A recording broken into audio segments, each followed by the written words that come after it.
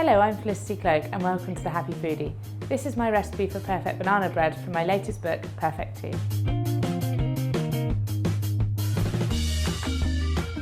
Start by heating the oven to 190 Celsius or 170 fan, and then take your bananas and put about 2/3 of them into a bowl and just mash them until they're pretty smooth. You can use a fork or a potato masher to do this, whatever's easier for you. Once you've got quite a smooth puree of the bananas, just roughly mash the other third of them that you set aside.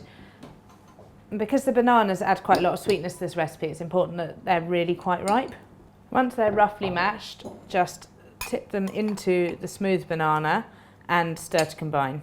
Set that aside while you prepare the rest of the mixture. What we're going to do is just going to sift the flour into a large mixing bowl, along with the baking powder and a pinch of salt, just because salt brings out the flavour in all the other ingredients. What I love about banana bread is that basically it is a bread only in the sense that it's baked in a loaf tin. It's a cake, let's have no bones about it, it's a cake. But in the cake stakes it's kind of a healthy cake because a lot of the sweetness comes from bananas. Now we're going to whisk together our eggs, then the sugar. I use light muscovado because it gives such a lovely, gorgeous caramel flavour to the mixture. And then finally your melted butter. And then we're going to whisk it all together until it's sort of voluminous and quite fluffy. And you could use a stand mixer for this, or you could even use good old-fashioned elbow grease if you prefer. I mean, you could burn off some calories before eating the loaf.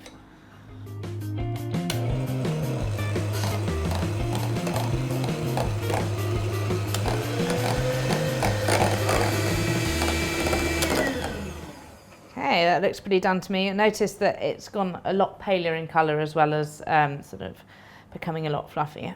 There we are. So then we're going to combine all three, the butter, sugar and eggs, followed by the bananas. And then just fold it all together until it's well combined and you can't see any more streaks of flour in there.